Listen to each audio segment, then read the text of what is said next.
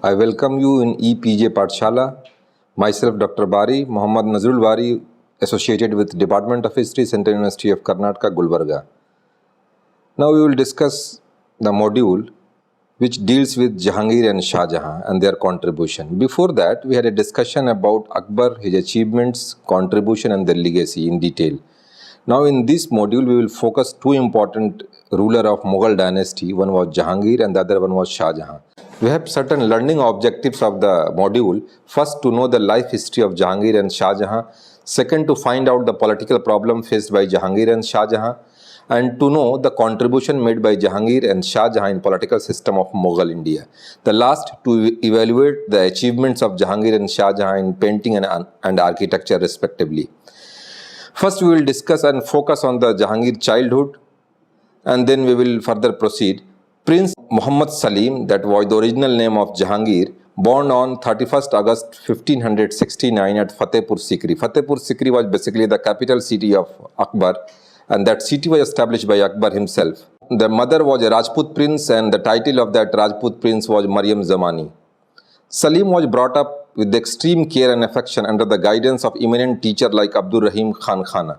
It is said that the name Salim was put before Akbar had a great regard and respect to Salim Chishti, the Sufi saint of Chishti Silsila, and the tomb of Sufi saint Chishti Silsila is still there inside the fort, inside the campus of Fatehpur Sikri fort. Salim was associated with the work of military administration at a very early age. In 1585, he was elevated to the rank of 12,000 Mansab.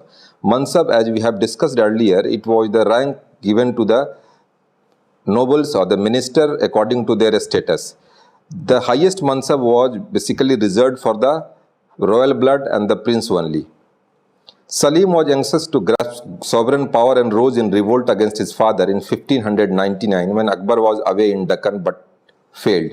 Akbar nominated Salim as his successor while he was on deathbed. The coronation of Salim took place on 5th November 1605, and after becoming Badshah or Shahanshah of Mughal Empire, he took the title Nasiruddin Muhammad Jahangir Badshah Ghazi.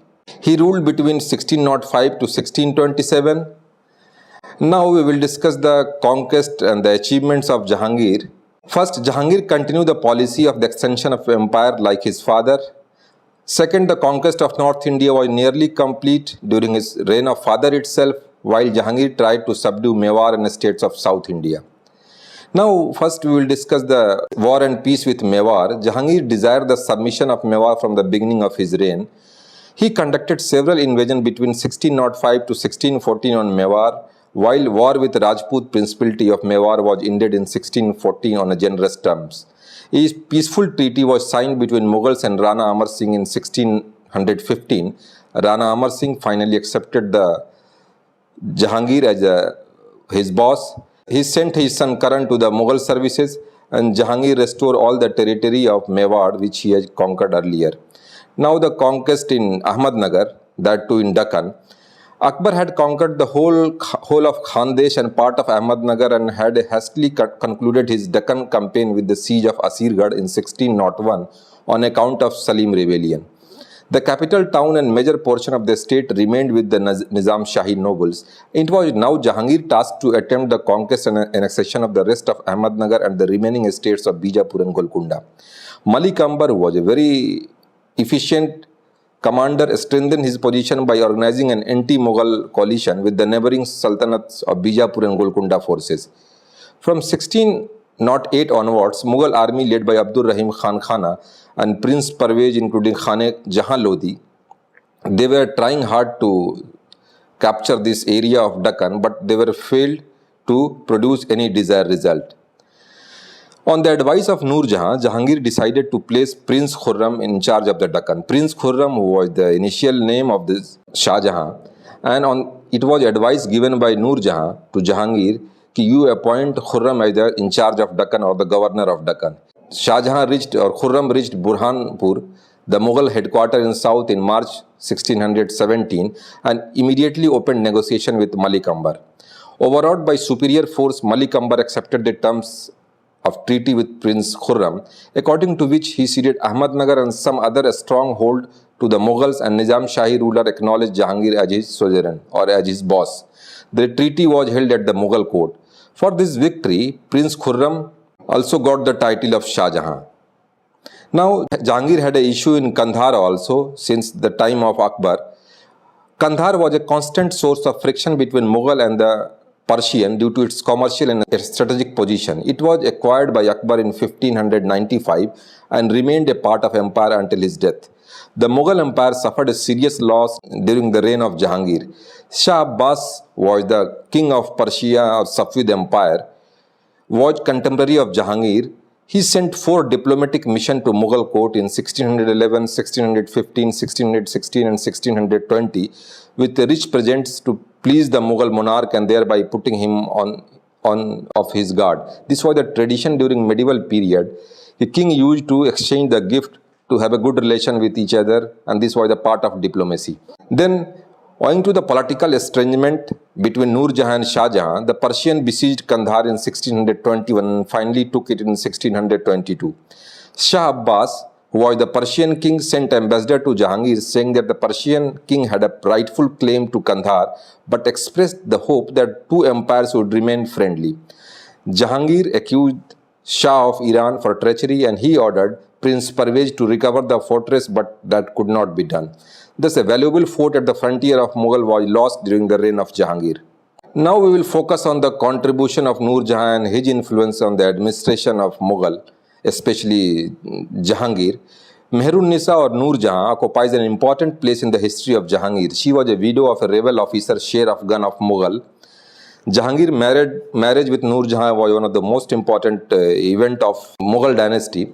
Mehrun Nisa at the age of 17 married with Sher Afghan, as we have discussed, but Sher Afghan was killed in 1607.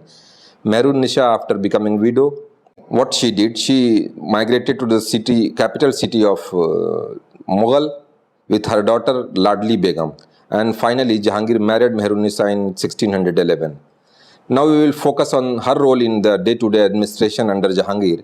She was beautiful and a strong woman, soon became Jahangir's favorite queen and assumed the title of Nur Jahan. Nur Jahan is a Persian word which can be divided into two parts. Nur means divine light and Jahan means world. So Nur Jahan means divine light of the world. Nur Jahan herself came to exercise considerable influence over her husband, and Jahangir is said to have relied heavily on her advice.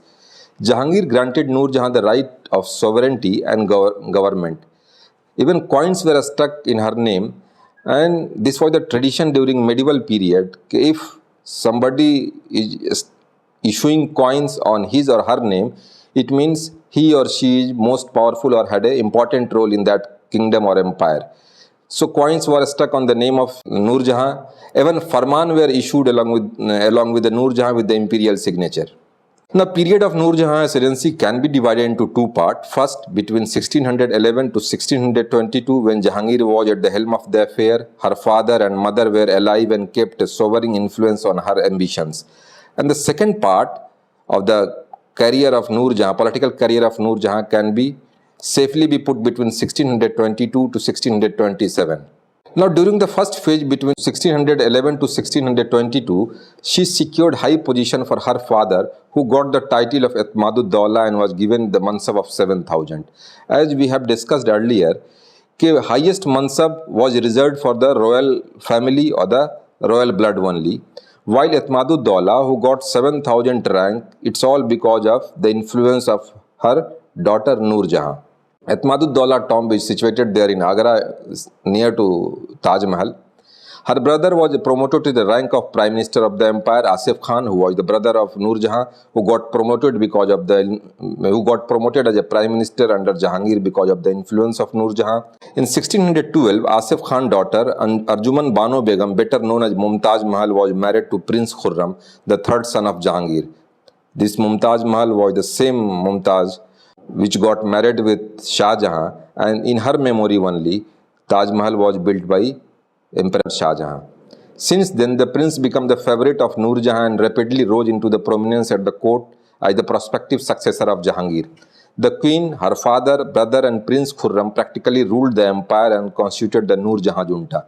The group of historians, they do have an idea that there was a group of 4 people, including Noor Jahan, her father Etmaduddaulah, her brother Asif Khan, and Khurram, Prince Khurram, who later became Shah Jahan. There was a group of 4 people, and they were so influential that they do whatever they wanted to do, and that is why group of historians used to coin the word Noor Jahan junta.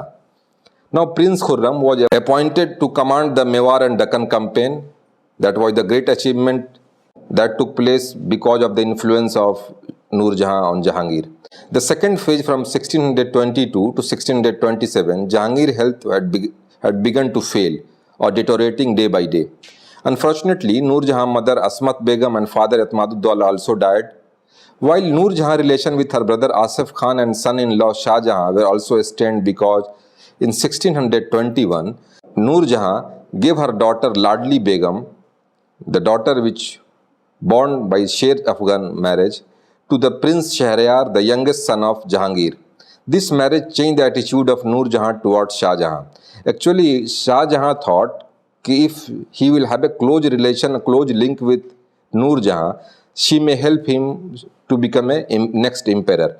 But in the meanwhile, what happened? Prince Shahryar, the other brother of Shah Jahan, got married with the daughter of Noor Jahan.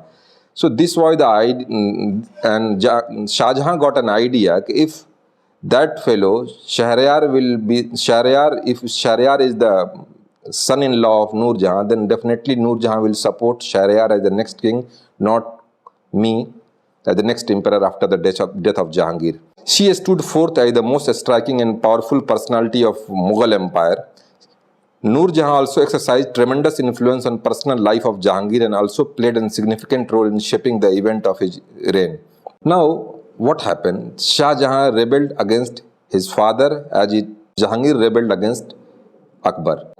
In 1623 to 1625, this was the period of the rebellion. Now, Noor Jahan tried to disgrace Shah Jahan in the eyes of Jahangir, which compelled him to revolt against his father in 1623. As we have discussed initially, Prince Shahryar got married with the Ladli Begum, the daughter of Noor Jahan. So, Shah Jahan had an idea, definitely Noor Jahan will not support me as the next emperor of Mughal India. So that kind of cold war started between both Noor Jahan and Khurram, later become Shah Jahan. And finally what Noor Jahan did, Noor Jahan basically damaged the image of Shah Jahan, as Shah Jahan realized she is trying to damage him before the Emperor Jahangir. So Shah Jahan realized to go for revolt against his father itself, against his father to be the king, to be the next emperor. At first, what Shah Jahan did, Shah Jahan intended to march to Agra, but an imperial army under the command of Mahawat Khan completely defeated Shah Jahan. Shah Jahan made submission to the emperor in 1625, and finally Shah Jahan rebellion, which lasted for 3 years, convulsed the empire with a civil war, causing tremendous loss to the royal treasury and creating serious law and order problem for the government. Now after Shah Jahan revolt, there was another man who was very close to the Mughal Emperor Jahangir. He also revolted in year 1626. Mahawat Khan had been responsible for many imperial victories during Jahangir period. During Shah Jahan rebellion, his prestige had increased considerably because he defeated Shah Jahan. Finally, Mahawat Khan growing fame and power had not liked by Noor Jahan. On the other hand, Mahawat Khan was equally ambitious and did not like to take order from anyone except his real sovereign Jahangir. Mahawat Khan supported the claim of Prince Parvez, eldest son of Jahangir, to the throne, and now Noor Jahan began to hatch a plot to bring about the fall of Mahawat Khan. What Noor Jahan did, she framed a charges of disloyalty against him which forced Mahawat Khan to rebel. Now Mahawat Khan made Jahangir a prison on the bank of river Jhelum while the emperor was on his way to Kabul. Noor Jahan anyhow managed to escape, but all her attempts to rescue her husband by force having failed, she joined Jahangir in confinement. She and her husband Jahangir was finally able to effect their escape to Rohtas, and Mahawat Khan was forgiven by the emperor and was ordered to proceed to Thatta, where Shah Jahan was again on a war path. Mahawat Khan obeyed the order, but instead of fighting, made peace with the Shah Jahan. By the time Jahangir's health was completely shattered, and Mahawat Khan realized it's a better time to have a compromise with Shah Jahan in spite of fighting with him. Now the death and legacy of Jahangir. Jahangir died on 28th October 1627 in a village at the foot of the Kashmir hills and buried in the beautiful garden of Shahidara near Lahore. Kashmir, as it is known as heaven on the earth, Jahangir used to visit Kashmir on a regular interval, and it is said that it was Jahangir who said about Kashmir, Gar firdause barue zaminast, haminast, haminast, haminast. If at all there is a heaven on the earth, it is here, it is here, it is here in Kashmir. But before Jahangir, it was Kalhana who was supposed to be the first real historian in India of 12th century. He also said the same thing about Kashmir. What he said, the things available in Kashmir are rare to find in heaven. Now Jahangir was intelligent and capable of understanding the complex problem of the state. He was a very capable general who could plan and lead military campaign. Jahangir was a stern administrative justice. Law and order were not neglected under him, and he proved to be a fairly successful ruler. Highly educated, well-cultured, master in Persian and Turki language, Jahangir, he also wrote his memoir entitled Tuzke Jahangiri, is an excellent example of his literary attainment. Mughal painting and music reached a high standard under his patronage. Regarding Mughal painting, it is said Mughal painting reached to its optimum level under the patronage of Jahangir itself. And it is said that Jahangir was so brilliant about the painting that after looking to the painting, he was able to say who are the painter who made this painting. Finally, it was Jahangir who made the tomb of Akbar at Sikandra that was altered its design and partly rebuilt it. Now we will focus on the next important ruler of Mughal period, that was Shah Jahan, who became ruler in 1627 and continued up to 1658. Regarding his early life, Jahangir had a four sons, Khusro, Parvez, Khurram and Shahriyar. Prince Khurram, later styled as Shah Jahan, after the successful campaign which he made in Deccan. He was also known as Shah Jahan Shihabuddin Muhammad Khurram. While when he was young, he was a favorite of his grandfather, King Akbar or Emperor Akbar. The prince was given best education and military training, very intelligent and smart, possessed a strong will and character, enjoyed a reputation of being total abstainer from alcohol, married with Anjuman Banu Begum, known as Mumtaz Mahal, the daughter of Asif Khan, brother of Noor Jahan in 1612. Prince Khurram became a prominent member of Noor Jahan junta, as we have discussed initially. He also took part in important expedition during his father's reign. Shah Jahan's success against Mewar and the way he had succeeded in dictating terms to Malik Ambar in the Deccan convinced Jahangir that the prince had an aptitude for military generalship. Shah Jahan also bestowed upon him it was Jahangir who bestowed upon him the title of Shah Jahan to mark his pleasure, and Shah Jahan ascended the throne in February 1628. Now, like his father, there was a number of problems which was waiting for Shah Jahan to become emperor. So, the number of rebellion, number of problem, political problem. Once Shah Jahan became ruler, he had to face, and now we will discuss some of the rebellion which started during his period as an emperor. First, it was a Bundela rebellion. In the first year of his succession to the throne, Shah Jahan had to face the rebellion of Jujhar Singh, son of Bir Singh Bundela. Mahawat Khan was ordered to put down the rebellion in Bundelkhand. The Bundela territory was surrounded from three different directions, and finally Jujhar Singh never imagined that Mughal attack on such a vast scale was taken aback. In the battle that ensued, his fort was captured, and a peace agreement was signed between the Mughal and Bundela rulers, Bundela king. Finally, it was said 1,000 gold mohar, 40 elephants and 50 lakhs as a fine will have to be given by Bundelas. Then the rebellion of Khane Jahan Lodi. Khane Jahan Lodi was one of the premier Mughal officer and governor of the Deccan. He had been associated with Prince Parvez. He entered into an alliance with the ruler of Ahmednagar and revolted against Shah Jahan. Shah Jahan realized the gravity of the situation, because if Khane Jahan Lodi could win over the rulers of Deccan to his side, it may lead to their combined troops against the Mughal Empire. So Shah Jahan becomes so upset with this rebellion that finally in 1629 Shah Jahan decided to march personally to the Deccan. Finally, Afghan chief fought desperately against the imperialists for 3 years but was ultimately defeated at Tal Sehona near Kalinjar.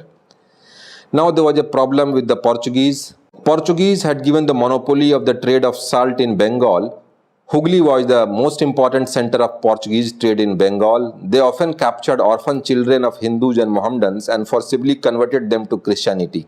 Slave trade and piracy were important source of the income of the Portuguese. But finally what happened? 2 slave girls working for Queen Mumtaz Mahal were also abducted by them from Hooghly. They also supported the ruler of Arakan against the Mughal. These 2 factors were important, basically motivating factor for Shah Jahan to take action against the Portuguese. All that annoyed Shah Jahan had ordered to turn out the Portuguese. Hooghly was captured by Mughal officer Qasim Khan in 1632 and large number of Portuguese were killed and many were taken as prisoners after the defeat.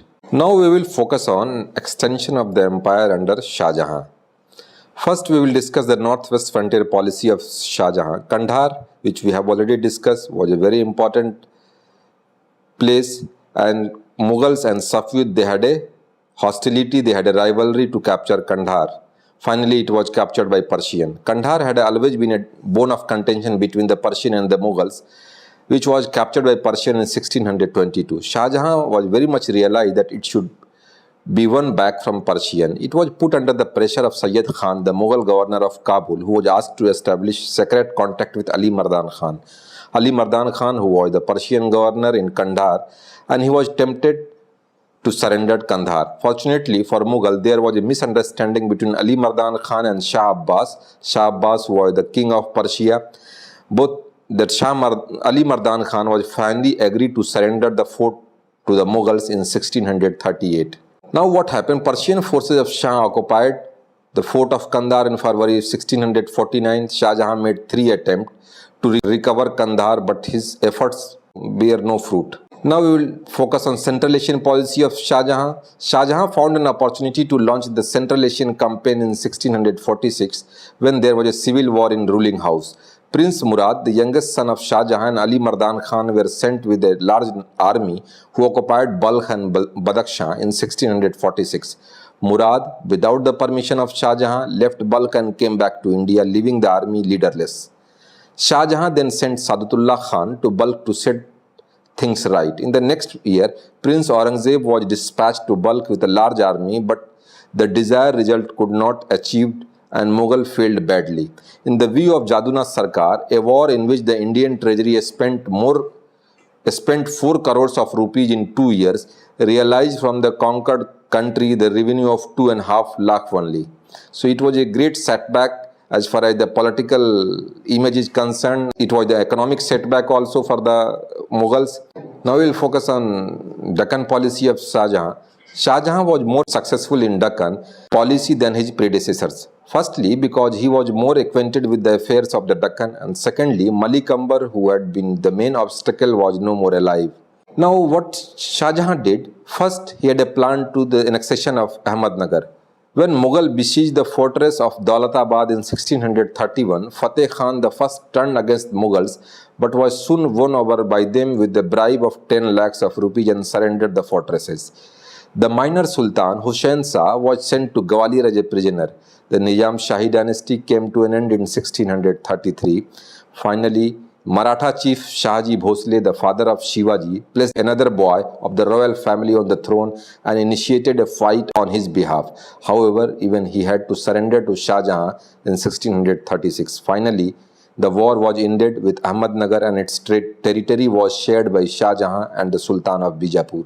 Now the number of Bijapur and Golconda came. The end of Ahmednagar was the prelude to the submission of Bijapur and Golconda. These 2 sultanates now become main target of the Mughal imperialist. The ruler of these 2 estates had secretly helped Shahji, the father of Shivaji, who made an attempt to set up Nizam Shah Boy as a sultan of the defunct kingdom of Ahmednagar.